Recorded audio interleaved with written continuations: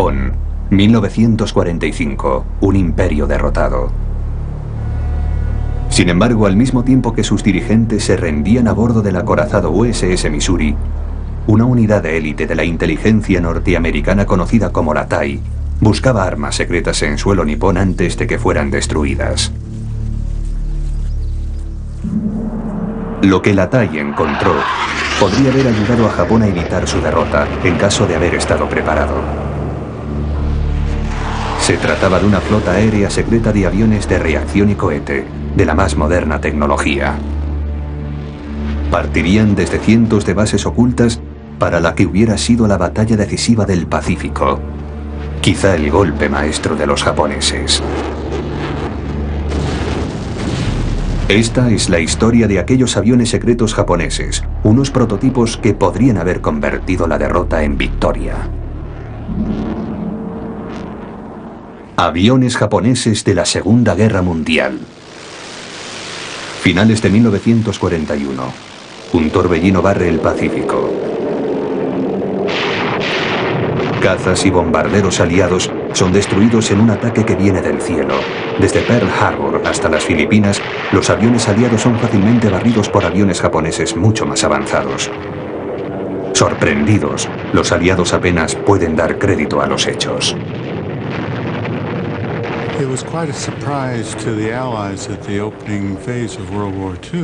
Fue una gran sorpresa para los aliados al comienzo de la Segunda Guerra Mundial. Estaban acostumbrados a ver documentales de lo que sucedía en China y solo aparecían bombarderos y cazas biplanos con tren de aterrizaje fijo. A pesar de haber recibido informes desde China por parte del coronel Claude Chennault, advirtiendo que los japoneses habían desarrollado aviones muy avanzados, dichos informes habían sido archivados y olvidados. Fue un duro golpe para el orgullo occidental. Las agencias de inteligencia aliadas parecían haber infravalorado la capacidad japonesa para diseñar aviones de combate modernos. Los aliados debían enfrentarse ahora a una fuerza aérea bien desarrollada y tenían que recuperar el tiempo perdido. La reacción norteamericana ante la superioridad de los aviones japoneses fue tratar de averiguar cómo funcionaban, pero no disponían de servicios secretos en territorio japonés. Fue entonces cuando el general MacArthur emitió su famosa orden: id a las junglas, encontrad aviones japoneses estrellados, reconstruidlos, haced que vuelen y comprobad cómo responden en combate. Y eso fue lo que hicieron.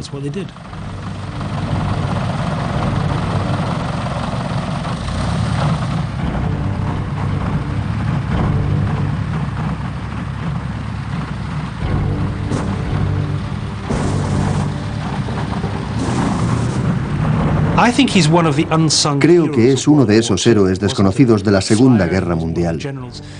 No era aviador, no era general, pero su trabajo para conocer los aviones japoneses constituyó una de las misiones más importantes de aquella contienda. El equipo de McCoy fue denominado Technical Air Intelligence o Inteligencia Técnica Aérea, TAI. Desde sus humildes comienzos en el Hangar 7 crecería hasta convertirse en una de las mayores organizaciones secretas cuyas unidades se distribuyeron por todo el territorio en que se desarrolló la contienda. Fue creada desde cero, desde la nada, y se convirtió en una gran operación. Desde las junglas de Nueva Guinea se enviaron al Hangar 7 piezas de los aviones japoneses accidentados. Con frecuencia, se utilizaban partes de aviones del mismo modelo para reconstruir uno que pudiera volar, y así evaluar sus características. El trabajo fue todo un reto para McCoy y su equipo. No se conocía casi nada respecto a aquellos aparatos. Los pilotos decían que se habían encontrado con 6 Mitsubishi en tal lugar, o que varios Nakajima venían de tal otro. Pero eso no tenía ningún valor para la gente en tierra, o para otros pilotos que trataban de saber de qué aviones se estaba hablando. ¿Era un bombardero, un caza o un hidroavión?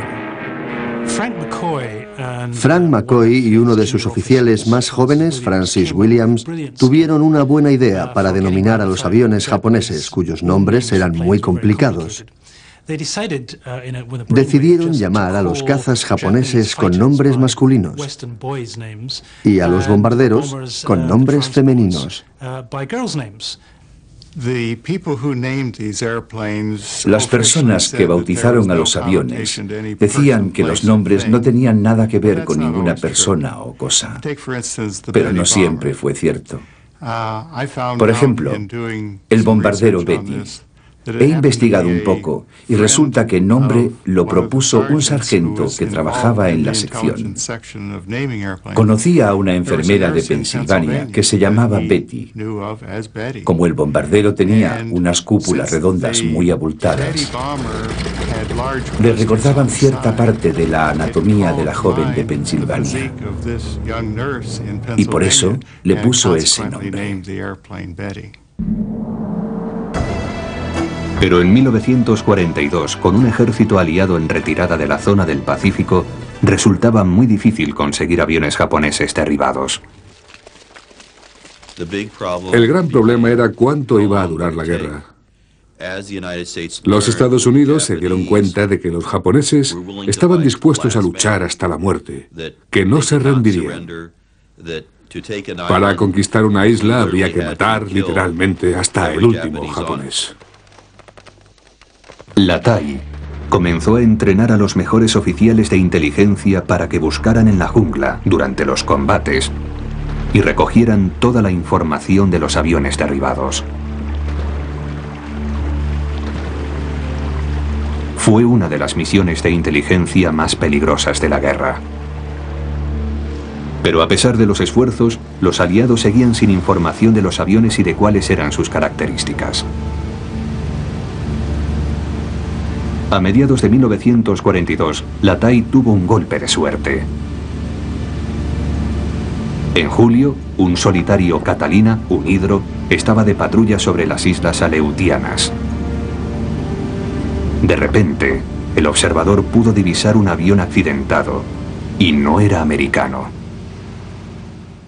El mejor premio que podían conseguir los aliados era uno de esos aviones con los que tenían que combatir. Había uno de ellos en las Aleutianas, pues los japoneses operaban en el extremo sur de esa cadena de islas.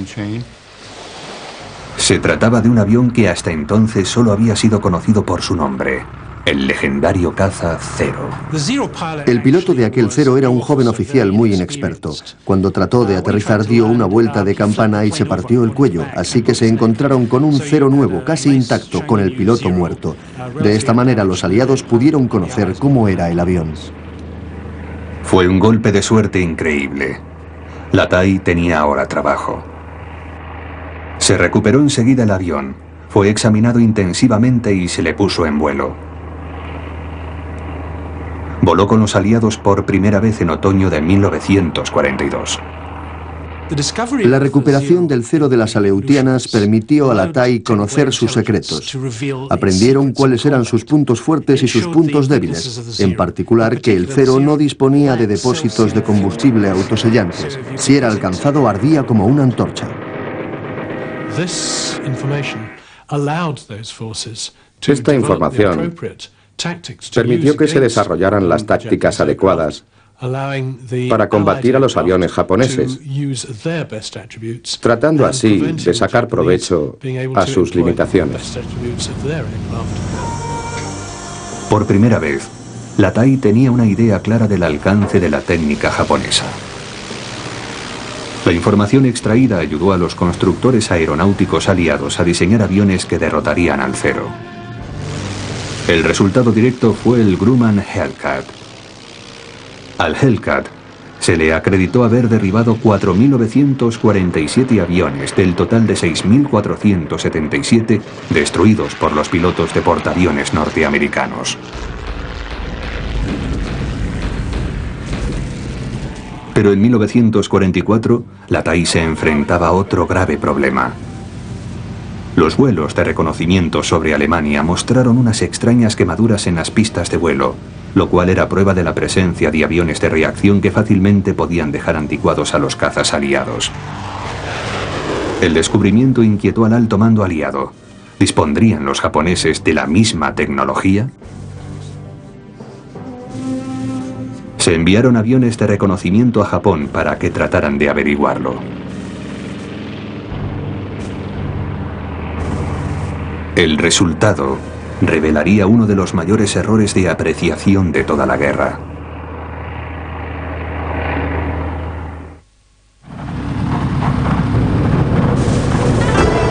Justo al cabo de 2 años de que se descubriera que la tecnología japonesa estaba mucho más avanzada de lo que se creía, la TIE se enfrentaba a otra realidad incluso más inquietante.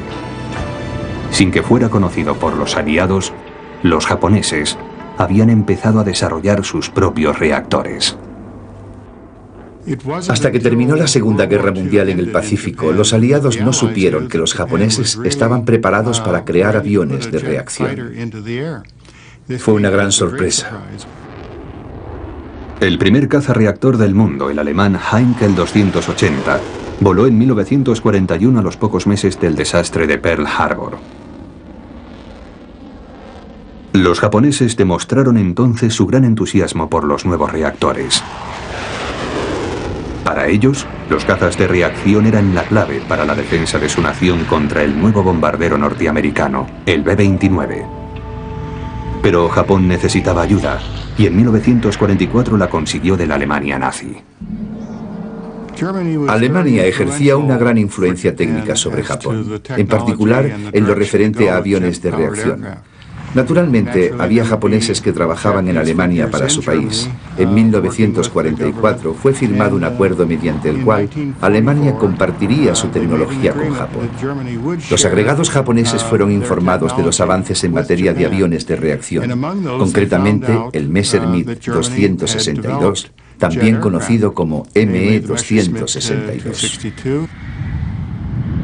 El nuevo caza de reacción ME-262 volaba 240 km por hora más rápido que el avión más veloz existente hasta entonces. Estaba armado con 4 cañones de 30 milímetros y su velocidad máxima era de 860 km por hora. Podía volar a 11.500 metros de altura, lo suficiente para alcanzar a los bombarderos B-29. Los representantes japoneses consiguieron planos y muestras de los motores de reacción desarrollados por Alemania. Hicieron los preparativos necesarios para enviarlos a Japón y así experimentar con ellos. A principios del verano de 1944, semanas antes de que los B-29 partieran de sus bases en el oeste de China y comenzaran a bombardear Japón, 2 submarinos japoneses, el Satsuki y el Matsu, salieron de Kiel, Alemania, y comenzaron el largo y peligroso viaje de regreso a su país. Pero los códigos secretos de comunicaciones de Japón eran conocidos, y la noticia del viaje de sus 2 submarinos fue transmitida inmediatamente a la TIE. Pronto se dieron cuenta de que los submarinos llevaban planos para la fabricación del ME-262. Los aviones aliados rastrearon los mares en busca del Satsuki y del Matsu. El primero, con su preciada carga, fue avistado y hundido con toda su tripulación. Pero milagrosamente, el Matsu escapó y llegó a Singapur en julio de 1944. El fallo de los aliados al no hundir al Matsu fue potencialmente el mayor desastre de la inteligencia aliada. Cuando los japoneses consiguieran ejemplares o planos de los aviones y motores de reacción, lo primero que harían sería fabricarlos tan pronto como fuera posible para así desarrollar sus propios aparatos. La versión japonesa del ME-262 iba a llamarse Karyu o Dragón de Fuego y sería utilizada por el ejército. Pero fabricar en serie un avión tan complejo era una empresa muy difícil para Japón. El problema al que se enfrentaban los japoneses era conseguir un motor de reacción con el suficiente empuje, ya que necesitaban materiales especiales para resistir altas temperaturas. Pero el mayor inconveniente era comprimir el aire de entrada hasta que alcanzara la presión necesaria para poder mezclarlo con el combustible y conseguir así el empuje deseado. Era un problema termodinámico muy complejo, y ahí es donde ayudaron los expertos alemanes. Entre los tesoros técnicos que el Matsu llevó a Japón, se encontraban fotografías de un motor de reacción alemán de gran empuje que estaba siendo desarrollado para su nuevo caza de reacción. El constructor aeronáutico alemán Heinkel había diseñado el Heinkel 162 Volksjäger, el caza del pueblo, un caza que podía ser fabricado en serie con mucha rapidez. A partir de fotografías y planos, los ingenieros japoneses construyeron su propio motor de reacción. Lo llamaron NE-20. El hecho de que los ingenieros japoneses pudieran construir su propio motor de reacción a partir de unos cuantos planos y fotografías dice mucho en su favor. No se limitaron a construir una copia, tenían grandes conocimientos y eran muy creativos, lo que demuestra lo avanzada que estaba la industria aeronáutica japonesa. La Marina Imperial planeaba utilizar este nuevo motor en otra versión del ME-262 alemán. Se llamó Kika.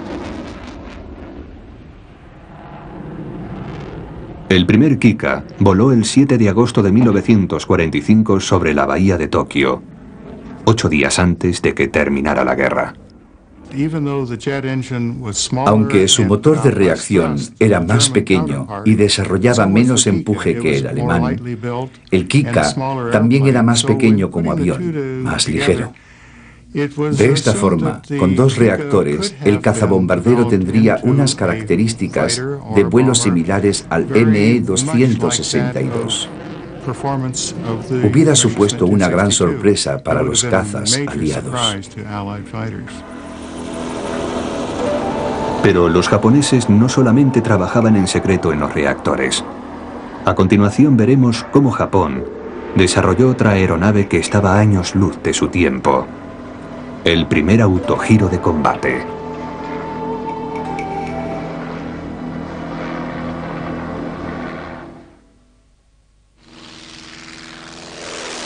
Pearl Harbor es conocido como un intento japonés para afirmar su supremacía sobre los Estados Unidos. Realmente, Japón consiguió una serie de objetivos estratégicos con este ataque.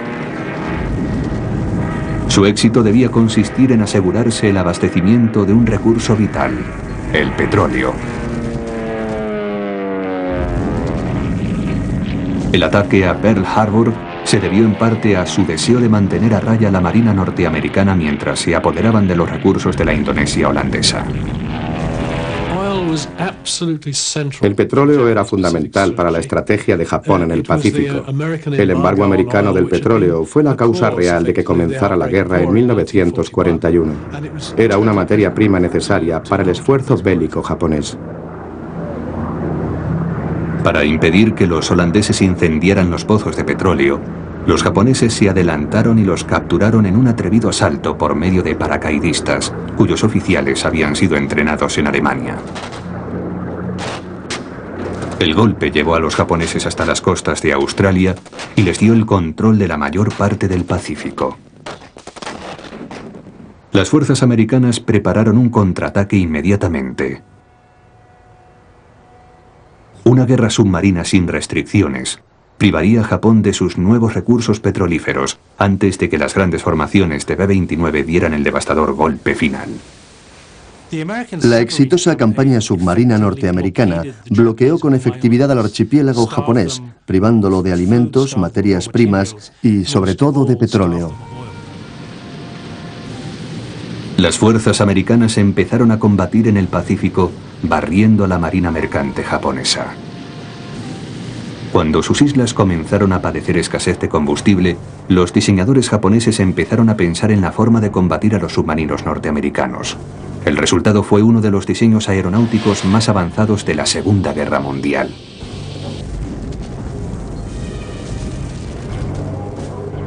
Se le llamó Fénix, por el ave que resurgía de sus propias cenizas. El Fénix fue un gran avión de carga diseñado para transportar petróleo por el aire desde los campos petrolíferos de Sumatra hasta Japón, sin que se lo impidieran los submarinos americanos. El proyecto del Fénix demuestra lo desesperados que estaban los japoneses para asegurarse el suministro de petróleo. Fue un proyecto temerario porque hacer volar un avión lento y pesado lleno de petróleo a través del fuego aliado era poco menos que una misión suicida. Creo que no hubiera llegado a tener éxito.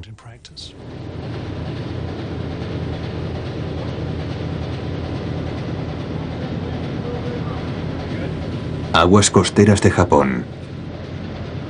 Un solitario submarino norteamericano busca presa. De repente avista un petrolero japonés que lleva una preciosa carga para las fábricas japonesas y los aviones de caza. Inmediatamente, como llovidas del cielo, empiezan a caer cargas de profundidad.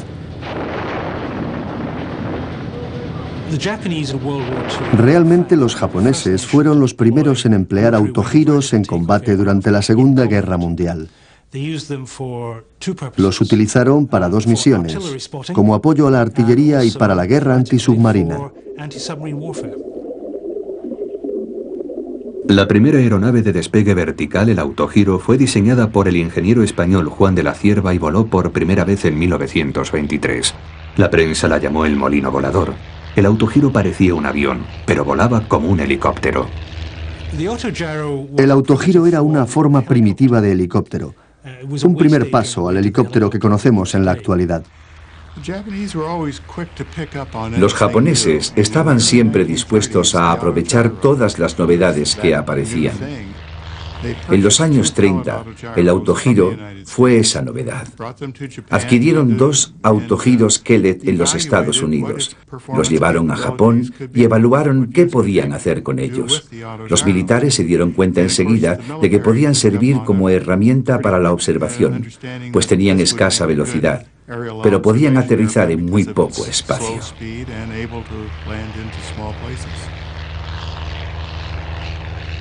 Poco después de empezar las pruebas, los dos helicópteros quedaron destruidos en sendos accidentes.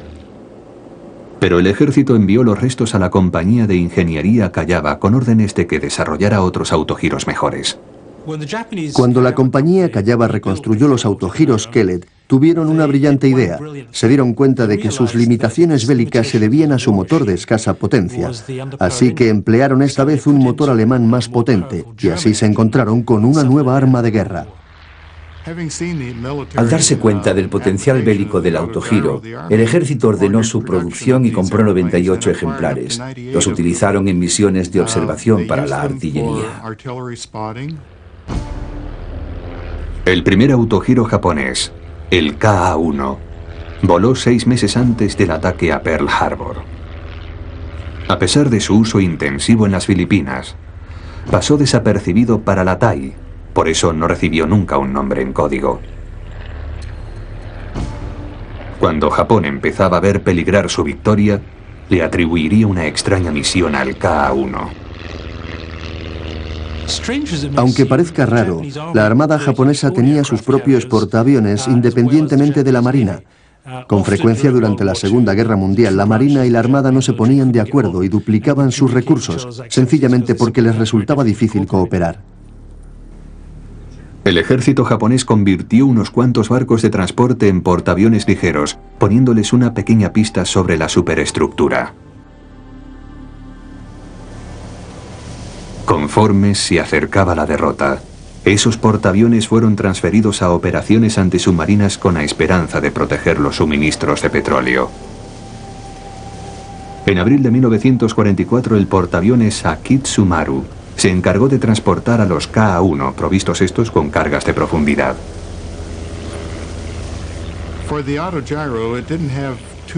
El autogiro no tenía gran capacidad para llevar cargas, pero si se eliminaba el observador y se le colgaba un soporte en su puesto, podía transportar 2 cargas de profundidad de 60 kilos. Fue la primera vez que se empleó el autogiro en la guerra. Pero la historia le reservaba algo a la Akitsumaru antes de que los KA-1 pudieran entrar en acción. La nave tenía asignada una misión especial: llevar suministros a bases japonesas aisladas. El 15 de noviembre de 1944, el submarino norteamericano Queenfish avistó a la Kitsumaru. Con sigilo, el sumergible se acercó lo suficiente a su presa.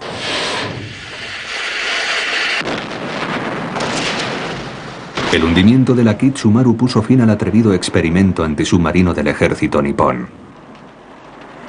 Sin embargo, los japoneses desarrollarían otros proyectos más avanzados que el autogiro, e incluso más avanzados que cualquier arma que poseyeran los aliados.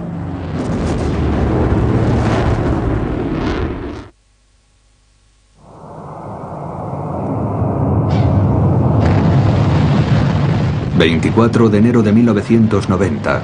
un cohete despega rumbo a la Luna. Han transcurrido 25 años desde que la humanidad envió una nave a su satélite. Pero esta vez no se trata de una misión norteamericana o rusa. Una tercera nación había decidido explorar el espacio. Se trataba de un cohete japonés. Las raíces de esta tecnología penetran en la Segunda Guerra Mundial, junto a uno de los más famosos ingenieros aeronáuticos de Japón, Hideo Itokawa. Hideo Itokawa es muy famoso por desmarcarse de los círculos aeronáuticos de Japón. Quiero decir que fue el primero que se separó de la tradicional estructura japonesa basada en el trabajo de equipo. Él reclamó para sí su gran labor en la aviación y por esa razón hasta hoy en día los ingenieros aeronáuticos japoneses le odian. Estamos en 1939. En el lejano oriente, los pilotos de la Armada Imperial están probando un nuevo y excepcional avión de caza. Al principio no les gusta. El avión es el Nakajima Ki-43. Su nombre en el código aliado es Oscar. La Marina japonesa tenía el famoso caza Zero y la Armada tenía otro caza famoso que era el Oscar. Sin embargo, cuando los cazas aliados se encontraban con estos últimos, no era raro que dijeran que se habían topado con los Zero, porque ambos se parecían. A diferencia de otros aviones de la Armada, tenía tren de aterrizaje retráctil. Los pilotos estaban acostumbrados a la maniobrabilidad de aviones anteriores, por eso creían que el peso adicional del tren retráctil haría que la carga alar del avión resultara excesiva. Pero Hideo Itokawa, a cargo del diseño aerodinámico del Oscar, ideó algo que haría de este avión una auténtica leyenda. Nakajima incorporó en dos de sus cazas principales unos flaps que llamaría de mariposa, porque cuando se desplegaban las alas se parecían a las de las mariposas. Dicho flap no solamente servía para el aterrizaje, sino que era también un flap de combate. Con él se disminuía el radio de giro de los virajes.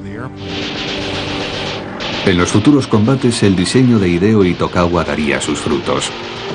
El Oscar demostró ser uno de los mejores cazas de la Segunda Guerra Mundial. Pero conforme avanzaba la guerra, el Oscar también mostró sus defectos. No tenía una gran velocidad de ascensión porque el motor no tenía la suficiente potencia para alcanzar rápidamente a los bombarderos a gran altura como los B-29. Necesitaban otro tipo de interceptor. Ese nuevo interceptor estaba siendo desarrollado en Alemania. Se trataba del Messerschmitt 163 Comet o ME-163 Comet, y estaba provisto de un motor cohete de combustible líquido. Para conseguir una mayor aerodinámica y ahorrar peso, arrojaba las ruedas al despegar. Así conseguía alcanzar los 9.000 metros de altura en 2 minutos y medio. El cazacohete ME-163 fue diseñado como interceptor de punto. Su ventaja era que alcanzaba muy rápidamente grandes alturas para atacar a los bombarderos. Como desventaja tenía una autonomía muy limitada. El combustible se usaba casi totalmente en la subida. Después solo tenía capacidad para dar una pasada sobre los bombarderos. El avión volvía entonces a la base, sin motor, planeando. La Marina Imperial, desconfiando de que la Armada pudiera mantener los cielos limpios de bombarderos norteamericanos, decidió que el Comet era una solución rápida para sus necesidades de defensa. La versión japonesa se llamó Tsushui porque hacía un ruido parecido al silbido de una espada samurái. La fabricación del Shushui fue confiada a Mitsubishi, la compañía diseñadora del legendario caza Zero. El 7 de julio de 1945, el Shushui voló por primera vez. Igual que con otros avances tecnológicos alemanes, los japoneses no se limitaron a copiarlo, también introdujeron variaciones. Se dieron cuenta de que el ME-163 no llevaba combustible suficiente, así que trataron de construir otro avión más grande. La nueva y mejorada versión fue denominada caza-cohete del tipo 2. Tendría alas delta y estaría provisto de 2 motores cohete. Mayor, más rápido que el Comet original y armado con misiles, de haber volado habría barrido del cielo a los bombarderos B-29. La Marina desarrolló a su vez una bomba cohete para ser usada en ataques kamikaze. La bomba volante Baka, Loco, u Oka, como la llamaban los japoneses, debía ser usada para defender el archipiélago japonés de la flota americana.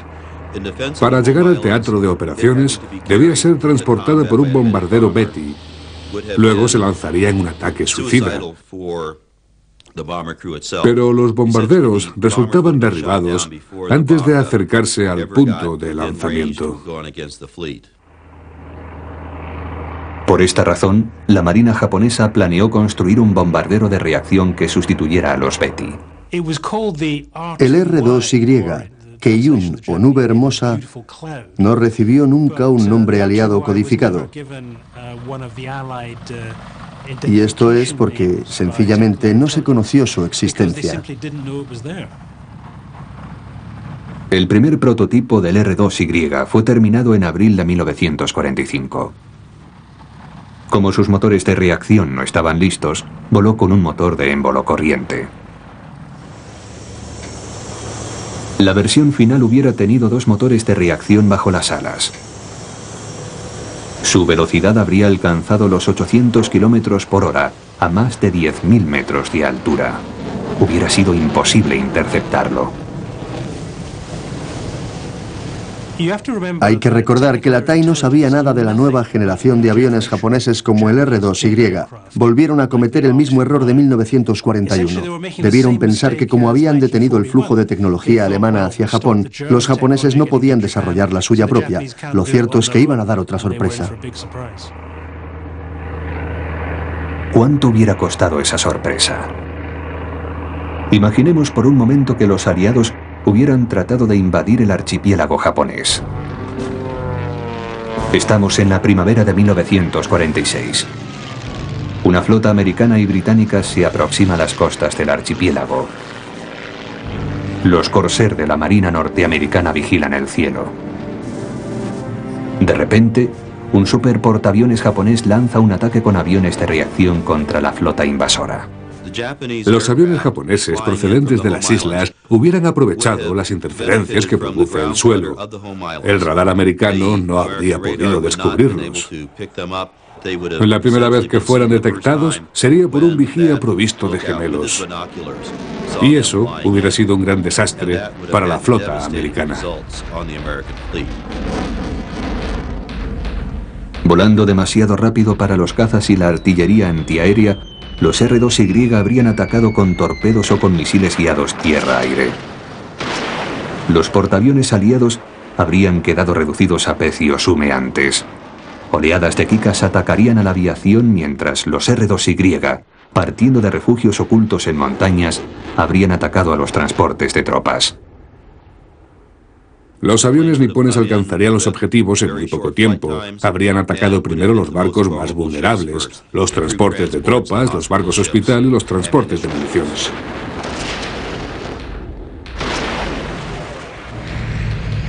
Pero la historia tenía preparado un final distinto. Los B-29 fueron los encargados de dar el golpe decisivo. Ocurrió lo que los japoneses tanto habían temido antes de que pudieran volar sus cazas cohete del tipo 2. No obstante, todavía queda en el aire una pregunta inquietante. ¿Cómo pudieron los japoneses mantener oculta su aviación secreta durante tanto tiempo? La respuesta se esconde en las profundidades de la montañosa orografía nipona.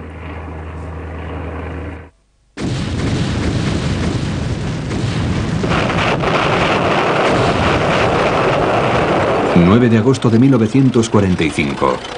2 días después del lanzamiento de la bomba de Hiroshima, la Unión Soviética declara la guerra a Japón. Su servicio secreto empieza a rastrear Manchuria, tratando de encontrar pruebas que evidenciaran lo avanzada que estaba la ingeniería aeronáutica japonesa. Los Estados Unidos le siguen de cerca. Al terminar la guerra contra Japón, las unidades de la TAI se apresuran a ir a Tokio ansiosas de averiguar en qué estado se encontraban los avances japoneses. En particular, estaban preocupados de que los grandes logros de la industria nipona no cayeran en poder de los soviéticos, que habían invadido Manchuria. Pero el premio no se encontraba allí. 6 meses antes, el alto mando japonés había ordenado que sus factorías de aviones estuvieran fuera del alcance de los bombarderos americanos.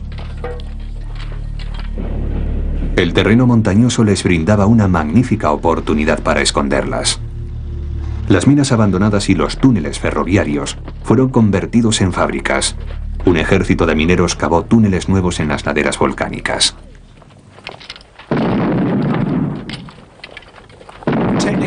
La TAI descubrió más de un centenar de fábricas de aviones escondidas bajo las montañas. Hubieran resultado seguras, incluso contra ataques nucleares. Los militares japoneses habían calculado que aunque no se pudiera ganar la guerra, a los americanos les costaría 1 millón de bajas invadir las islas de Japón, un precio demasiado alto. Bien escondidos en sus refugios de montaña, los nuevos aviones cohete y los reactores habrían causado un gran daño en caso de haber sido construidos. Encontraron una fábrica secreta de la compañía Nakajima con una línea de producción del caza Kika. Más de 25 de estos aviones estaban en la fase final de fabricación. También encontraron otra línea de producción para el bombardero R-2Y. Los hombres de la TAI habían sido sorprendidos de nuevo por los japoneses. Su personal encontró más de 12.000 aviones escondidos en factorías y bases subterráneas, una fuerza aérea secreta que había pasado totalmente desapercibida para el alto mando aliado.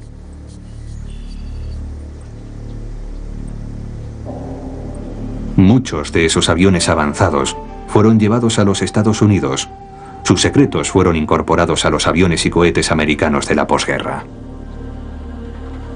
En Japón, los ingenieros como Hideo Itokawa, el hombre que ayudó a crear el Oscar, no tenían ahora trabajo. Por las condiciones de la rendición al terminar la guerra, todas las actividades aeronáuticas de Japón debieron ser suspendidas. Eso significaba que un gran número de personas no tendría trabajo, incluyendo muchos y buenos ingenieros aeronáuticos. Después de la guerra, Itokawa empezó a trabajar en ingeniería médica. Fue el primero en desarrollar un corazón artificial en Japón, pero pronto le reclamaron para la industria aeronáutica. En 1951, Corea del Norte invadió Corea del Sur y la Guerra Fría se volvió caliente. Un año más tarde, los Estados Unidos firmaron un tratado con su nuevo aliado, Japón. Los antiguos ingenieros aeronáuticos japoneses volverían a trabajar en su especialidad. Los fabricantes del Kika, la antigua compañía Nakajima de Hideo Itokawa, volvieron a producir reactores. Después de la guerra, la compañía de aviación Nakajima cambió el nombre por el de Fuji Heavy Industries y comenzó a trabajar en proyectos civiles. Pero cuando la citada invasión norcoreana caldeó la Guerra Fría, Fuji volvió a la construcción aeronáutica.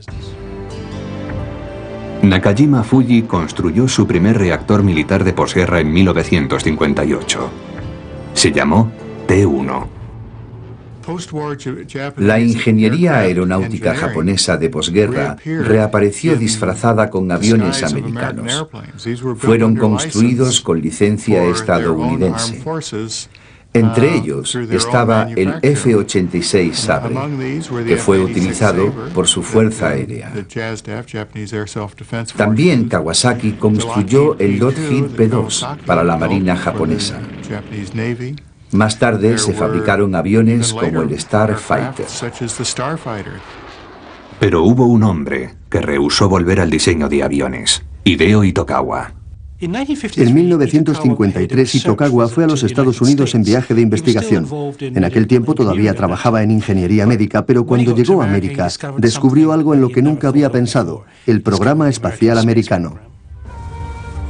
A su regreso, Itokawa volvió a darle vida al programa de cohetes japonés, esta vez con fines pacíficos.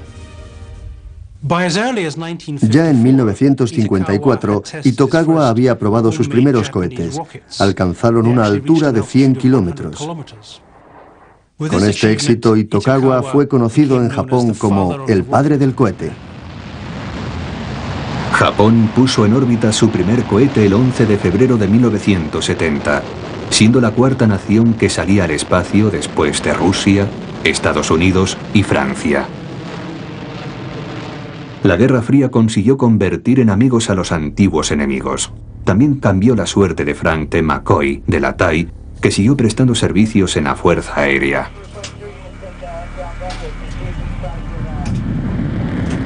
Irónicamente, se presentaron los mismos problemas de identificación que con los aviones japoneses, pero esta vez con los aviones soviéticos. Por eso le encomendaron a McCoy que creara un código de nombres de aviones rusos para la OTAN. Hizo que los nombres de los aviones empezaran por la letra que designaba su misión, por ejemplo, la B para los bombarderos, como el Bear. Para los cazas era la F de Fighter, como el MiG-21 Fishbed. Pero los nuevos nombres no fueron nunca tan románticos como los elegidos para los aviones japoneses en los lejanos días de la Segunda Guerra Mundial, cuando la TAI ayudó a cambiar el curso de la guerra en el Pacífico. Investigaciones recientes han puesto de manifiesto que durante la Segunda Guerra Mundial, Japón, con muy poca ayuda exterior, desarrolló una amplia gama de vehículos aéreos muy avanzados. Reactores, cohetes, misiles guiados. Consiguió un avance tremendo. En la actualidad, Japón participa en el proyecto de la Estación Espacial Internacional. Existen planes para que desarrolle una lanzadera tripulada fabricada por Nakajima Fuji. Será la descendiente directa del cazacohete tipo 2 de 1945. Uno de los muchos aviones japoneses que podía haber cambiado el destino final de la guerra si el tiempo hubiera estado a su favor.